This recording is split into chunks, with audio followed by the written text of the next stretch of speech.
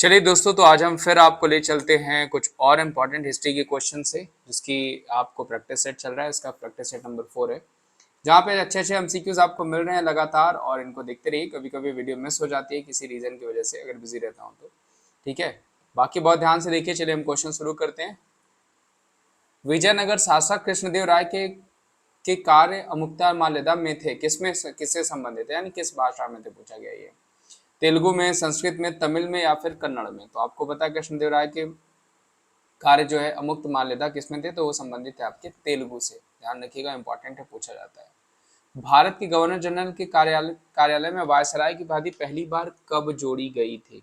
ठीक है, तो कब जोड़ी गई थी? तो ये जोड़ी गई थी आपके 1858 में, 1857 के विद्रोह के बाद। Very very important. पहले वायसराय पूछा जाएगा किसको बनाया गया था, तो वो बनाया गया था कैनिंग को। ठीक है, पहला गवर्नर जनरल पूछा जाएगा तो किसको बनाया गया था? विलियम बेंटिंग को। क्वेश्चंस बनते हैं। बंगाल का पहला गवर्नर जनरल पूछा जाएगा तो वॉरेन हेस्टिंग्स, ध्यान रखिएगा। और बंगाल का पहला गवर्नर पूछा जाएगा तो वो कौन हो जाएगा? वो हो जाएगा क्लाइव। ठीक है, तो ऐसे क्वेश्चंस आपको पूछे जाते हैं, ऐसे क्वेश्चंस आपको बनते हैं, तो इनको ध्यान रखिएगा, क्वेश्चंस पूछे जा सकते हैं। गौतम बुद्ध के प्रवचनों की भाषा क्या थी? तो गौतम बुद्ध के प्रवचनों की भाषा क्या थी?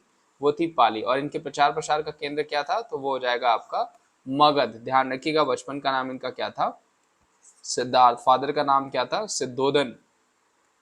पूछा जाता है आपको, क्वेश्चन यहाँ से बनते हैं। ठीक है, और रही बात इनके जो इनका अभिषेक हुआ था उसका नाम क्या था? तो मस्ता महामस्तिका अभिषेक कहा जाएगा उसको। और ये कुछ टर्म है जो कि आपको पूछे जाते हैं, जैसे इनके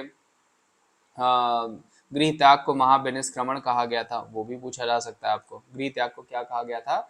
महाविनिष्क्रमण कहा गया था। इनके देह को महापरिनिर्वाण कहा गया था। तो ऐसे टर्म जो है आपको पूछे जाते हैं, तो वो ध्यान रखिएगा। पहला इन्होंने जो उपदेश दिया था वो कहाँ पे दिया था? तो वो दिया था सारनाथ में। ध्यान रखिएगा, तब सारनाथ को हम किस नाम से जानते थे?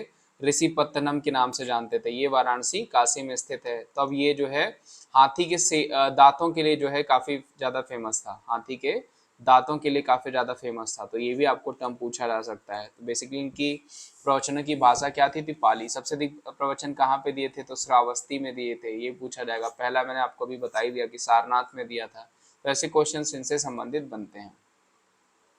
और गुरु का नाम पूछा जाएगा उनके, तो अलार कलाम और रुद्रक। ध्यान रखिएगा, अलार कलाम और रुद्रक। ऐसे क्वेश्चंस आपको पूछे जाते हैं। मुगल प्रशासन में खलीसा शब्द किसका प्रतीक था?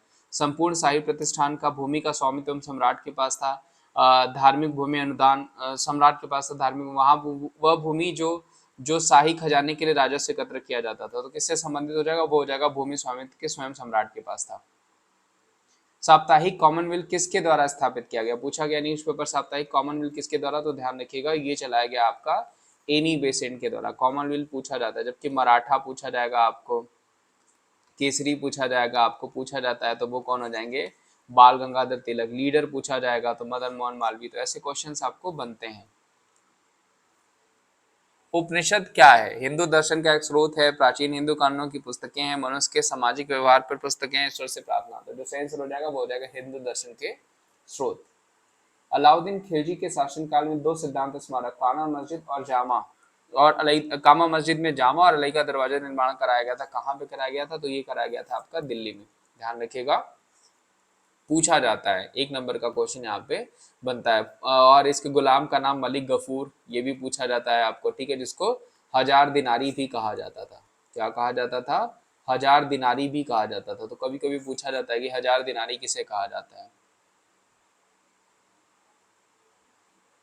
1857 के विद्रोह में किसके द्वारा प्रथम स्वतंत्रता संग्राम के रूप में वर्णित किया गया? S S Sen, R C Majumdar, BG Tilak या फिर वी डी सावरकर। तो जो सही आंसर हो जाएगा वो हो जाएगा वी डी सावरकर। ध्यान रखिएगा, 10 मई 1857 में ये विद्रोह मेरठ से शुरू किया गया था। किसकी डेथ के बाद? मंगल पांडे जी की डेथ के बाद। मंगल पांडे जी कहाँ से संबंधित थे?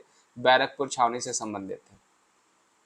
टीपू सुल्तान और किसके बीच रंगपटना की संधि पर हस्ताक्षर किए गए थे? Tipu Sultan, Robert Clive, Tipu Sultan, Cornwallis, Dalhousie या फिर वारन सिंह। तो जो सही आंसर हो जाएगा वो हो जाएगा कॉर्नवालिस।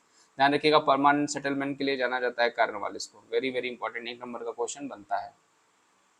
दो महान मुगलों ने अपनी यादें लिखी, कौन कौन थे? बाबर, हुमायूं, हुमायूं जहांगीर, बाबर और जहांगीर या फिर जो है जहांगीर और शाहजहां। तो जो सही आंसर हो जाएगा वो हो जाएगा बाबर और जहांगीर।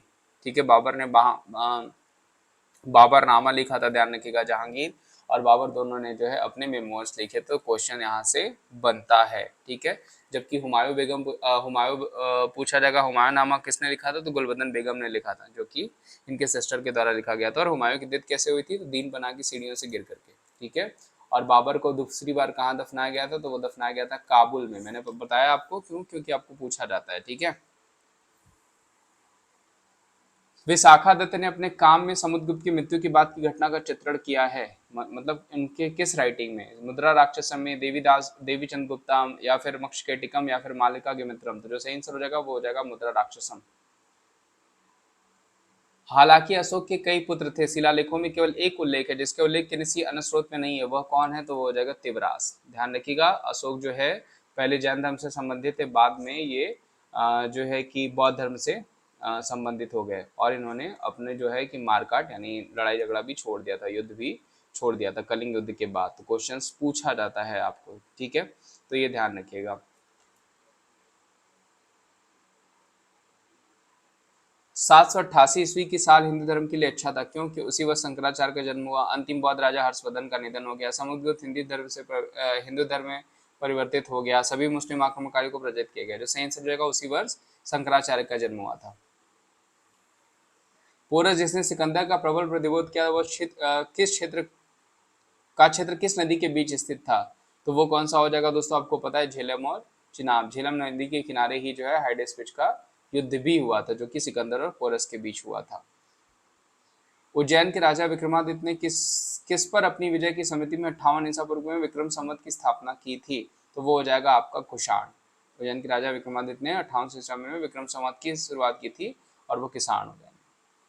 रामचरितमानस के लेखक तुलसीदास निम्नलिखित में से किसके शासक के समकालीन थे, अकबर, हुमायूं, शाहजहां, या फिर शेरशाह सूरी। तो जो सही आंसर हो जाएगा वो हो जाएगा अकबर। ध्यान रखिएगा, पूछा जाता है क्वेश्चन। अकबर ने दीन इलाही धर्म की स्थापना की थी, ये भी पूछा जाता है आपको। किस नेतृत्व में अखिल भारतीय मुस्लिम लीग की स्थापना की गई थी, किसके नेतृत्व में पूछा गया, under whose leadership was the all India Muslim League setup, Mohammed Ali Jinnah, sir Syed Ahmed Khan, Aga Khan, या उपयुक्त सभी। तो जो सही आंसर हो जाएगा वो हो जाएगा आपका आगा खान। मैंगलोर की संधि किसके किसके बीच हुई थी, the treaty of Mangalore was signed between अंग्रेज ईस्ट इंडिया कंपनी और हैदर अली, अंग्रेज ईस्ट इंडिया कंपनी और टीपू सुल्तान, हैदर अली और कालीकट के Zamorin, French east India Company और टीपू सुल्तान। जो सही आंसर हो जाएगा वो क्या हो जाएगा, अंग्रेजी ईस्ट इंडिया कंपनी और टीपू सुल्तान। तो ये दोस्तों आज के क्वेश्चन एमसीक्यूज थे, प्लस एक्स्ट्रा क्वेश्चंस भी मैंने आपको बताएं। ये सारे ध्यान से देखिएगा, आपको बहुत अच्छे अच्छे क्वेश्चंस मिल गए। अपना ध्यान रखिए, मिलते हैं हम आपको अगली वीडियो में।